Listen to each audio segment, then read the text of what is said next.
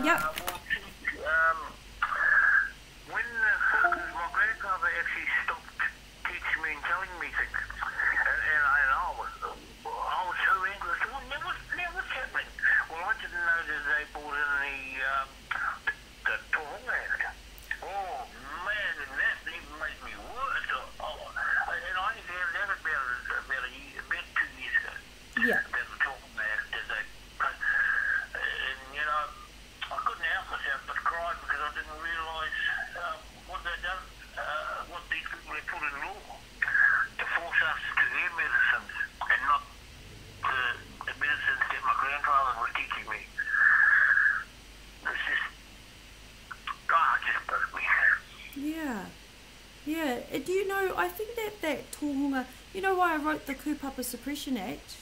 It's a way to dispel the Tohunga Suppression Act. I wanted to stop their spell, because why did they even write it? It was, they were putting words on paper to bind us and control us, and I want it to be banished, because I want the tohunga to rise up and to maintain the mana, like to restore the mana that was lost. Well, the reason why Pākehā does do all the writing is because they forget what they say. No people ever wrote anything down because they remembered telling the truth. There is no reason to write things down if you're a truthful person. Yeah. But because the contracts and everything, you know, the ins and outs, the people that created this paperwork trail, they thought, oh, okay, we'll do this, and because they keep changing the football posts as such. Well, they do, eh? Yeah, they do. And I am trying to help in a way that our children and our moguls will have a future. Yeah. So when I attend any court case, police station, or anything to do with that lot, I always wear my Operation Band 1080 t-shirt. Cool. That way they look me in the face. Yeah. Because as soon as they look up, they see the t-shirt, and they look back down at the paperwork. So that's why I wear the t-shirt all the time when I'm out and about. Awesome. So you were saying that when you were younger, there was 4 tohunga? There was 4 tohunga. There was from, one was from Ika-A-Maui, one was from Rarotonga, my grandfather was the other one, and then there was one up there by Dad, up north. Yeah. Norfolk. Those 4 guys were, well, they had to go in secret after that. But they couldn't afford to tell us things too much now because they didn't know what the party was going to do to us. You know, they would have used us maybe to get them to admit that they were wrong, you know. And that's what they tried to do to me in Australia, was to use my children. And I said, no, I don't have any children here, mate. You know, I actually had to deny. And of course, when I was able to visit my children over there, I could only visit the babies, the ones that were crying and nappies and stuff. Yeah. Because the other ones would have made too much of a scene. And like today here, when I see these people taking children away from our people still. And one of my best friends in Australia is a fellow named Archie Roach. He's one of the stolen generation. And we became all mates with Yoshi Yindi, because I'd met some beautiful people in Yoshi Yindi, the musician? Yeah. Oh my God. Wicked. So because I had a little bit, Archie Roach is the same. He's from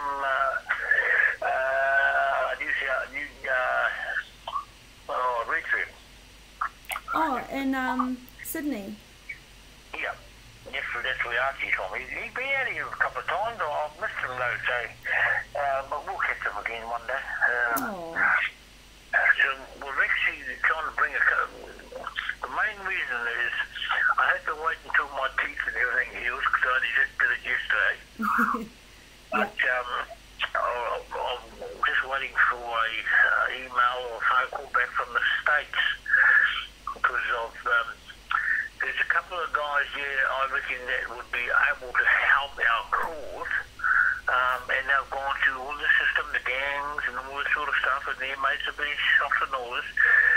And I was explaining to them briefly how New Zealand has gone through the same thing, but we didn't have guns or anything like they had here to fight and live through.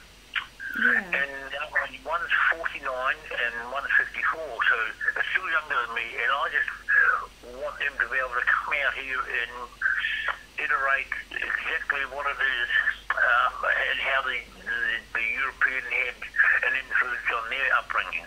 Yeah. And what is the excuse of the gang members here. Because there's going to be a big war soon. The mongrel mob kingdom has become now the most hated of all mongrel mob. Oh, really? Yeah, because they've... Powerful. No, they've introduced... I had to go to that. And I said, no, I refuse. And because they've got a big ring, like a boxing ring, fighting ring in there, and because while I was up there, they killed one of my brothers, and I said, no. And so I said, look, I'm an old man now, but I said, you can put your best fighters in that ring with me, and we'll see who walks out. And they all backed off. They said, no, we're not doing it. And I said, well, what have you got the ring there for? I said, how dare you guys use the gang as going, we're not doing drugs, we're not doing this. And I said, I can guarantee you that your members, because they introduced retired policemen to their pub to teach people karate. Wow. And I said, so what are you saying? Is that retired cops are going to be mongrel mob members now? And they said, well, why not? And I said, because he's in there to recruit you idiots. Yeah. I tell you what, those young guys there that are learning all that, I said, they haven't even had a psychological evaluation to see if they've got the right temperament to know karate. Yeah. And I said, I've just been over my niece places, and I've had them run through my niece places, and I kicked them all out.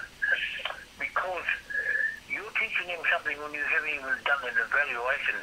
And I said, these guys are still beating their girlfriends up. So what are you doing about that? Yeah. Nothing.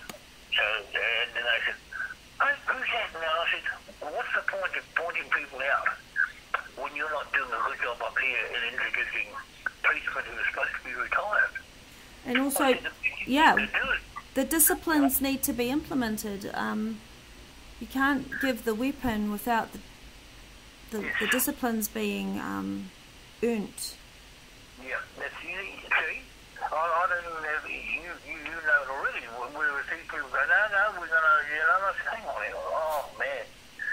So they wanted me to go back to Ngaruawahia. But we left, my mum and I left the war back in about 69, I think, to come down here. Because I would join the Hucks, and I said, no. And I said, you guys are connected to radio. And I said, I know you are, because I said, where did you get all this money from? You lot don't do that. I said, you killed my baby brother while I was out the country. So I had to go to Te-Ika-A-Maui to catch it. And I said, well, because I looked after the main Ngaruawahia contingent of the Hucks 70s. Yeah. When we were in jail. And when I went back, I got them to tell me who it was. I said, I'm not looking for vengeance, or mine is not to take the life of another man. And they just looked at me and they said, what? And I said, no. This has been told me so many times that we're not to take anybody's life for whatever reason. Yeah. So that's why all I need to know is that person came, and I'll go and confront them and to see what sort of, while he ran away, he's always running now. So I had him banned from 4 towns in the Whakapo. He's not allowed to go there. Yeah. And it's still been held up. But they wanted me to go back down there now because they've got a new president and all this. And I said, no, that's good. I said, but once, for some reason, I said, I'm not to go back yet, but once I get all this, to give them out a card and so forth, I will walk in there with my head held high and say, right. Because the older ones now are saying, Kaka, you're still doing your kung fu and your karate and all that, we need your help. And I said, I can't come back there until I actually get the information that's required of me. Now that I found out that you've given me the coup of to Haiti when the Maori Council is a Rarotonga church. I appreciate the Rarotonga church in the sense that he did so well when he went to England out of his own pocket.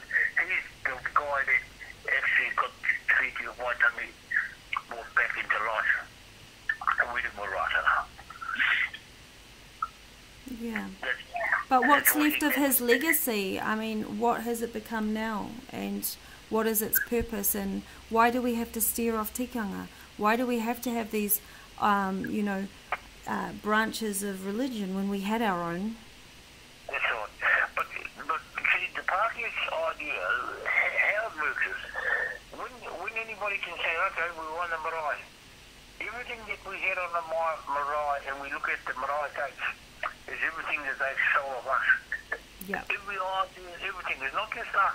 It's everybody on this earth had stuff stolen off them because that's why they want us to keep going to their schools. Not everybody's going to be passing, but those that are will be taken. Yeah. So what they're doing is, it's a game that we used to play. Because I said to my brother, wow, I still remember the games we used to play, being the boss and all this sort of stuff. And I said that because they keep moving the goalposts, I've even got detectives here in this town that said you're the most amazing bloody person. Because when I was the Manga Mob leader, I used to put myself in jail. And they said, but you've got your fingerprints. And I said, yeah, but it doesn't matter if it's my fingerprints or not. And they said, why do you do what you do? Why do you put yourself in jail? And I said, because I have no children. My members do it. And I said, they ain't going to jail. The kids need them out here.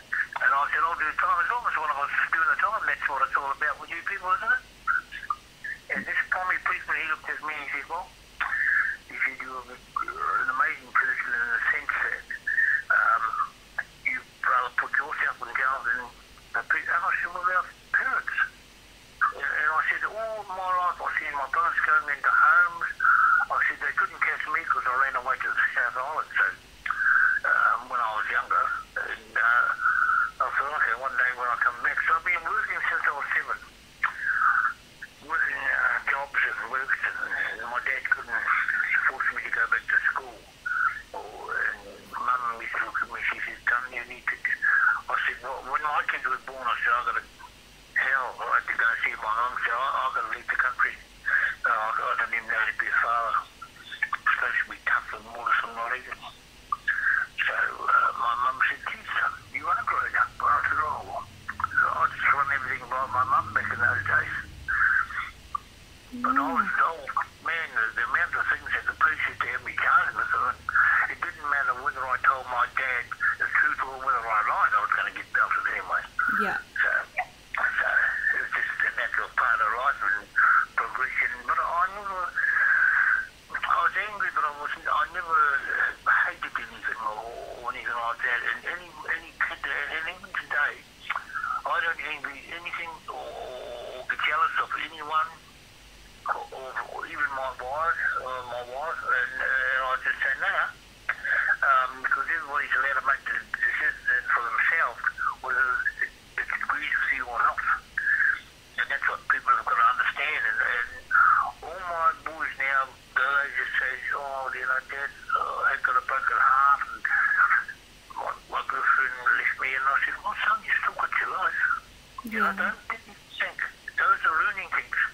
And all my sons now they call me up and have a little bit of a...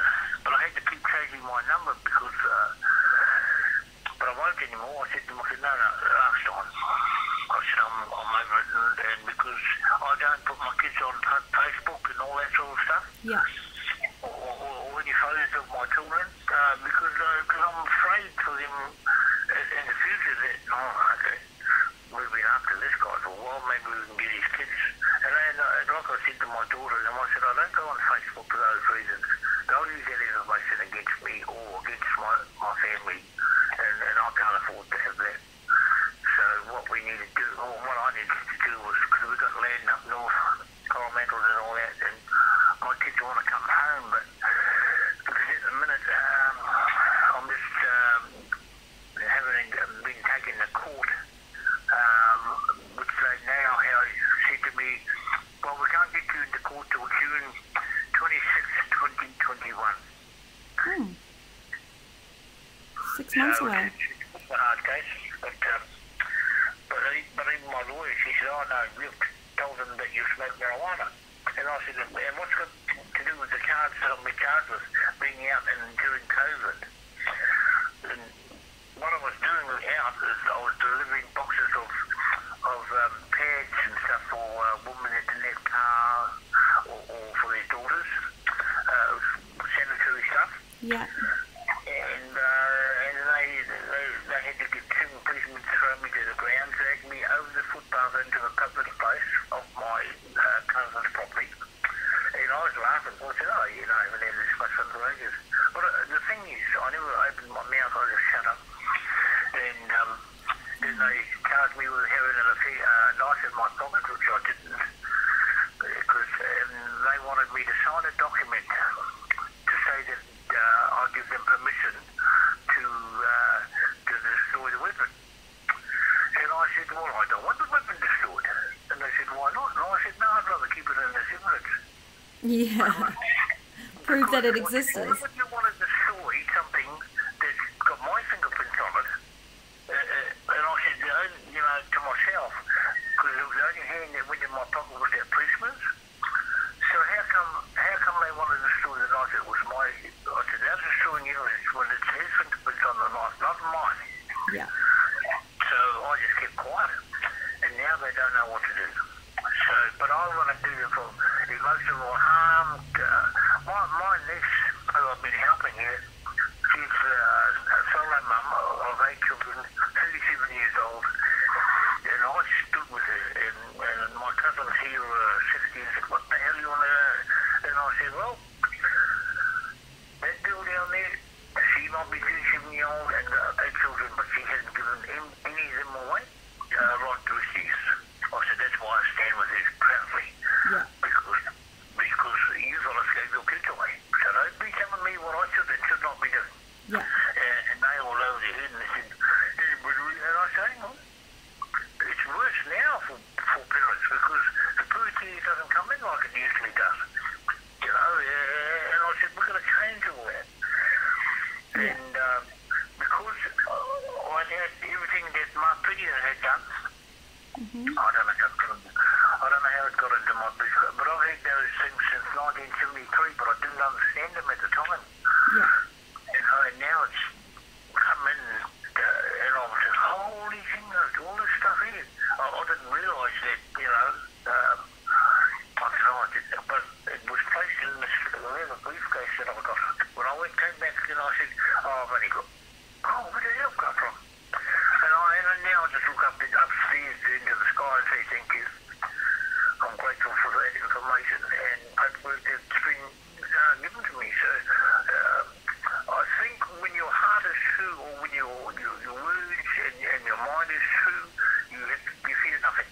Yeah. Well, anyway, you know, like I said to everybody, I said I don't fear no man. The man that I feel is the man that built us in the first place. I can look into the sky and pray and hopefully there'll be one of those stars up there, because that's who I say that's our family looking down on us. All the stars. And people just look at me like you're crazy, you know, but when you're Maori, you've gone through all that sort of stuff. You understand it better. Like my Te-Ika, I guess. Oh, yeah. That's beautiful. Yeah. So you because I'm on a pension now, they tried to take it off me twice. And I said, well, let's go to court then, and we'll go from there. Let's go to court then, like it's off to go have a picnic. Let's go to court. Yeah. Let's go to court and we'll do it in there. And they were, what's that? And I said, well, if you want to take my pension off me, let's go to court and I'll just see where you stand and what the law is. But prior to all that, I always phoned the commissioners in Wellington and said, excuse me, are you the minister? No, but I'm the commissioner. Oh, okay, it's 2 years. No, they can't do that to you. No, that's what I thought. So we'd go to court and I said, well, I could phone the commissioner that I just spoke to, and it's illegal what you're doing to me. Yeah. And who are you? You know, they get angry because I would do my homework okay, I need to find somebody who's actually relevant to what I'm going through.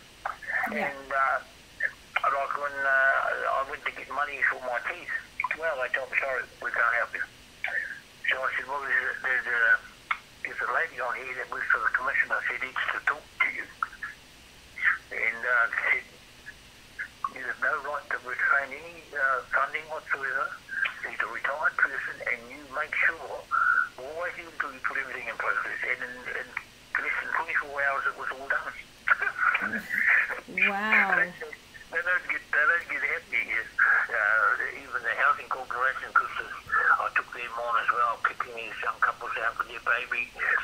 When they were kicking them out, putting the lady that had the house originally, who subletted the house to moved out and got another place, and she was allowed to do that. And I said, no, that's illegal. Yeah. So they brought the police up, and they saw the police and that lady's here from the Plymouth Housing. I said, okay, I'll be up in 6, so I shot up there. And these two police were standing there, and I said, well, so what's happening, gentlemen? They said, oh, we have to get these people. So it's gone to court, and you've got your court papers, is that correct? No. And I said, well, don't you think that you should go get court papers first before you can come up and say, oh, yes, you're right, you're absolutely correct. Well, the lady from the housing corp said, no, I'm the boss here. And I said, no, you're the boss of the New Zealand Housing Corporation. These guys here are policemen. And for them to act upon you, they need to get court to get an action. That's the only way that police can operate. And this guy looked at me and went, have a good afternoon, sir, and left. It was very crisp. Wow. I think we need to recruit you as a Maori Ranger. You're the original. Oh, I'm so proud to be part of it. When I saw Blair and Kete, oh, my heart I just was smiling. I said, yeah, that's the guys, you know, because I missed them because I wanted to be a part of it, but because we were all different. We weren't like those gang people. The only reason we were forced into gangs and all that was because of the beatings and all that. But the thing was, we wanted to continue to improve ourselves. That was the major, not to be stuck in this mould of, I was beaten up and I was sodomized when I was a kid and all that. We got past all that because we wanted better for our own children and our mokos. That's the whole concept of why we're who we are. You know, and I thank my grandfather and my grandmother for that. Because the only enemies that we have in our world is the kia. And but because of my dad being from Norfolk and being of European blood, my grandfather was all here. I was lucky because I had two dads, my grandfather and my real dad. And you know, it was a struggle for my dad, but eventually my grandfather come around and accepted my father eventually. But he was angry from the war. Yeah. I didn't really understand what war did to people. And, when I went to Australia with the Aboriginal people in the desert, they told me to shut up. Yeah. Because they've been dealing with marriage since day one, really. Yeah. Taking, I said, excuse me? Oh, you know, well, people come out here, you know, and we're part of the green time, but they said to me, and I didn't understand it at first, now I do, they said to me, we can't do nothing until your people, well, you fellas, you'll beat them up with them 60 then, you know, like, talking about us beating up the European of the time with tires and all that sort of stuff. I was laughing. But I'd love to be a recruit, you know, because it just makes me so proud that it's not sitting in limbo. The things that we're doing, there's a movement there. And that makes me so proud. Well, and when I seen Kete and Blair, I went, holy. I said, well, we must be on the right track. Because we were crowd followers, that's the thing, we stood out individually. And that's what I liked. And I said, no, we've got better things to learn, but I never knew it was going to come to this. You know, all this sort of stuff is amazing. Well, I'll tell you what. I think that I've got like a spare Maori Ranger badge, Yep. and I think I should just pop it in the courier tomorrow when I send your card. Please do. Please do. And can you send me a photo of you wearing it when you receive it, please? Because Okay. yeah, because this kōrero that you've given me, it's amazing. Like, you were doing this, standing up for our people and our most vulnerable in society all those years ago. And I think you're well deserving of a Maori Ranger Security Badge. And because you whakapapa to hauraki, eh? I can whakapapa to the whole motu. Yeah. So the wakamingia o ngā hapu ki hauraki, those members were the Maori Ranger Security Division, and they were the S.A.S Battalion. So this is part of your lineage. My family up there, the biggest people in the Maori Battalion were the Poe families. Yeah. That's who I'm directly related to, is the Poe family. They ran, if you ask Peter Martin about the Poe family, they were the ones that initiated and wanted to be a part of this, part of the war and all this sort of stuff.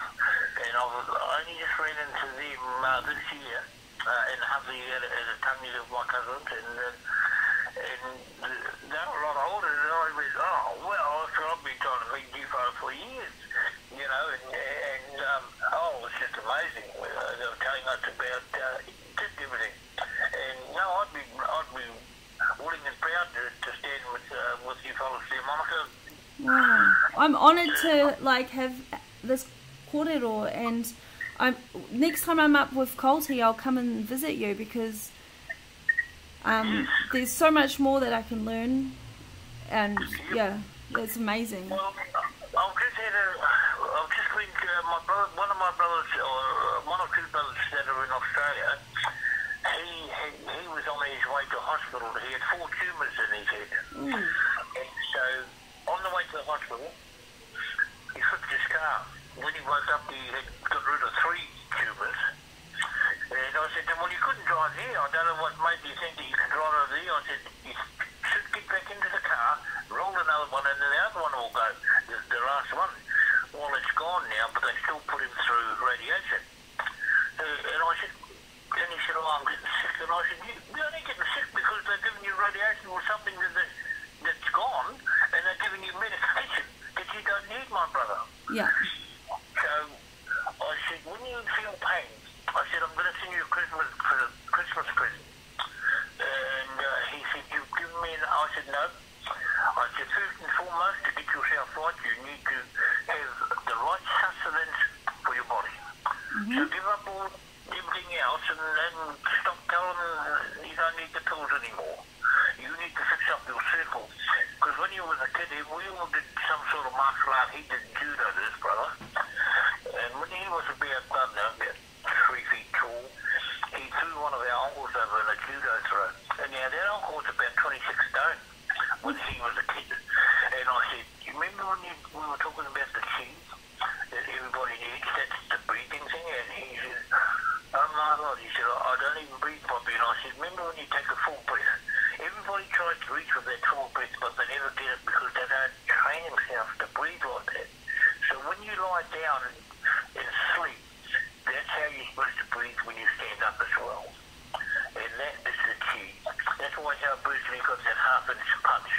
Wow. So I said to my brother, I said, I want to send you a Christmas present. And I didn't tell him what it was, but it's called a wheel. You roll it out and you hold your own body weight.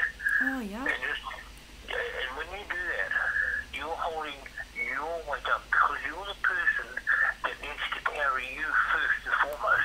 You can't look after somebody else if you don't look after yourself first. So I said, do you remember? And he said, I didn't tell him it was the wheel I was sending him because there's instructions and everything on how it works. So and I said, then you build up your core. You build up your core, and that's what makes you stand strong. And then as long as you are truthful in your endeavours, when it's your time to go home, it's your time. But until then,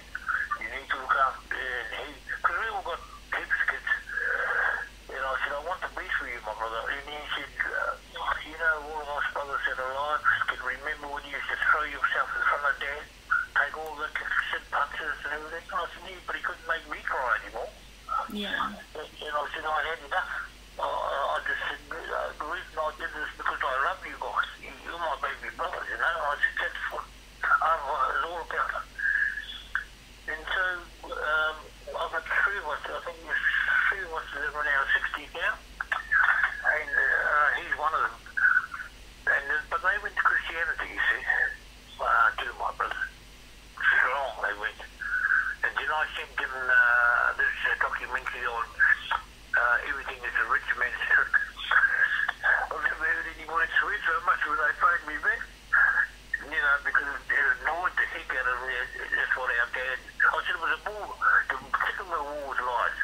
I said, now the King and Queen Elizabeth and them now Saxe Coburg, they're actually German. And well, I said, sure, then I said, America financed the whole lot. I said, that's history for us to live in. Yeah. So if you do, you phone me if you get a hold of Kauri, because I opened, even when I was in the mob, I opened the first nightclub here in New France, but because I didn't have a license, I said, I've got a license, it's a driver's license. That's the year you haven't got a license. I said, why do I need a license for a nightclub? I said, I've got two here. And I said, well, you've got to have a license for everything. I said, yeah, but that's in your world. Yeah. I said, it's fun. Everybody knows they can come here for 10 bucks and drink as much as they like. Yeah. Because I wanted my mates and friends that have, a lot of them have passed now, so it became very, very bad alcoholics. And their wives who are alive today said to me, we're so sorry. I remember when you used to say when we were playing rugby league here, you used to bring my husband home and all their wives made complaints. Said, but at the end of the year, all would be, because every Tuesday and Thursday I used to get them smoke joints. And they'd go home and their bags would be out on the footpath and all this sort of stuff. But all the beer they brought over here, I used to put in the shed and say, right, it's my Santa Christmas, and give them all their beer back. And they said, oh, no, we don't drink as much now. But some of them carried on. But I met their wives, four of their wives this year, and now they sit back and they smoke pot and they don't drink, you know. I said, guys, you know. I said, we all learn things about ourselves eventually, and as long as we're still friends and all that, that's all that matters. Yeah. That's a beautiful... I haven't got time to be you know, I haven't got time for negativity as far as like people judgmental towards marijuana and things that are rongoa, and you know, we should put all those aside and just, you know. Well, I met Ip-Man. Ip-Man is a guy that does the Winchum.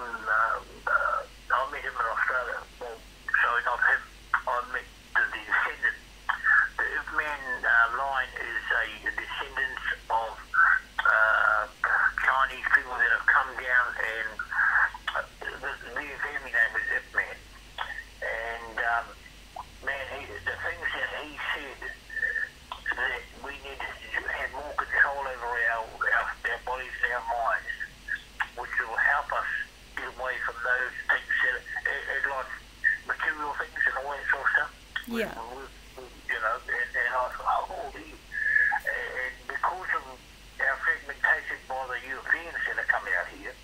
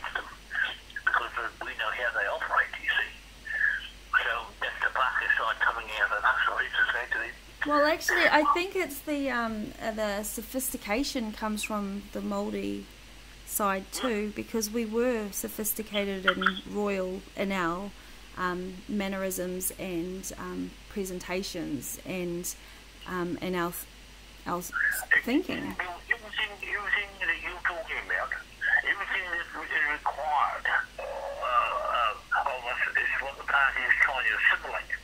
And I was so proud, like I was saying, and I know, because I said this in court religiously to these people taking me to court in Aussie, is that I know you do not understand what entrepreneur means, but I will give you an education. And we are, everything that a human being is us, our people. And the only reason I believe that is because when these Aborigines from the desert said to me, no, we need you to come back because we're waiting for your people. Now, what's happening in New Zealand, which I am dead against, and I will fight to the death, is to prevent this country. See, Australia can't become a republic until New Zealand does first. And that's what they're waiting for, is for us to become a republic. Because once you become a republic, they can change everything and just say, well, everything that is done with the local inhabitants of the Aboriginal people here will be destroyed. Cut.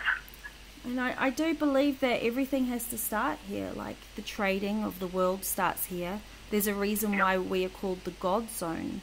And also the Indigenous people have been waiting for Māori to rise up because we haven't even tried.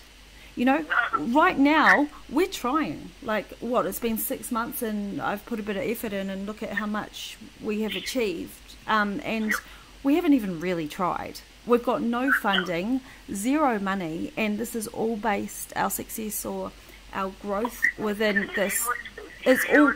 Yeah, imagine if I had funding. You know, we're far out. If you and Colty get together, you phone me, and I'll have a private meeting with you two and explain exactly who can back us, and I know they will. It's because they're younger than me. One 50, like I said, one guy's 54 and the other 49. And you'll be very surprised. And because I'm not very good at this computer stuff and emails and all that stuff, oh man, I have a very hard time with all this modern stuff. But there was two people out there, and Colty would I just hope he remembers who I am, because he was shocked. He said, gee, you come all the way from another way and you got a nice job here. Well, you know, and I said, well, we don't want to spend the rest of our life in jail. Yeah. Do you know what, George? Thank you for the offer, but really, even if we didn't get funding, I know that we'll push through because it has to be. It's prophesized. Well, these two blokes have got more money than the New Zealand government. That's what I'm saying. Oh my gosh. You know, like, oh, yeah, well. But anyway, George, I probably have to get going. I've never met them and they think like we did, Monica. They came through it all. But even though they're younger, and they came through tougher because where they grew up is all guns, you know. And like I said, and only guns we had might come out of our shoulders. Yeah, I reckon, eh? But anyway, Georgie, I'm going to go. Thank you for this wonderful kōrero and for sharing that kōrero and allowing me to, film, record the stories, because I think these stories need to be told, and I think the time is right to unite with our people, young and old, and across the board and across the world. Like, our people are connected, and yeah, I'm going to send off your card in the courier, and you're going to get a badge and send me a photo. I'll do that immediately. I didn't realise that. I didn't realise that any of this was going on. You know, like I was just going along, you know, struggling. And when I saw this, I said, "Gee, I've got to be a part of this." I said, "This is, you know, for me, I was impressed." I said, "Oh no, geez." And I was telling my cousin Carl. My cousin Carl, he belongs to the Southern tribes, and he's the master of Brazilian Jiu-Jitsu here. Oh wow! And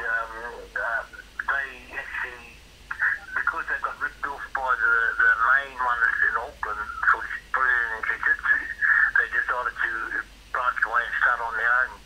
Now, as I was saying to him, because we catch up, and because our corridor was always about the wairua and being honest and everything, and being thankful for what has been given to us, I always say to him, well, you thought it'd be good for security, and Oh, yeah.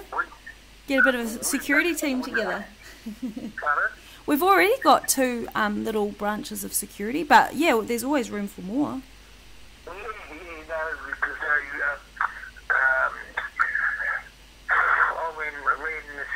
when they kicked me out of Aussie, like I said, I was working for the Perth Wildcats, Melbourne Cruiser. I'd walked in and secured so many different contracts from different people, but it was mainly on presentation that we have. Yeah. And it's in our blood. We're the best at it. Maori is the best at everything. It's just that we didn't have that opportunity at that time. And now, for our children and our mokas to come up behind us, there's a lot more learning for them that they need that we've got. And I think, before I go, I think it's going to be successful and we'll do well because we've only got people in mind. And reading up on what Kupa, I didn't realise that Kupapa was traitor. When I saw that, I said, oh my God, I thought it was proud and, I thought it was like Kupapa. It's not even. And, We've got to stop those kupapas. They're harming our people and they're disrupting our growth and actively preventing us from going forward. Yeah. They need to stop. They just need to let us be. Now that you told me that, I can go back now to Ngaruawahia with my head held high. And Colby knows that, Colby and Blair know that I'm one guy that they had feared when I was at school on my own, like high school and all that. And I never listened to no one. And, no ears, eh? You got no taringas. Well, now, when I feel okay, but now that I've got that Kupapa thing, I just understand now what it is my role is to play in this part. Yeah. I'm just so proud to have called it now rather than in time to come. It's amazing. It's cool. Well, welcome aboard, George. Welcome aboard the Maori Ranger Security Division. Okay, well, I'm going to just have to shoot off now, but you have a good sleep, and I look forward to hearing from you again. Okay, thank you very much, and I will catch up. Okay, no nice. No nice. Bye. God bless.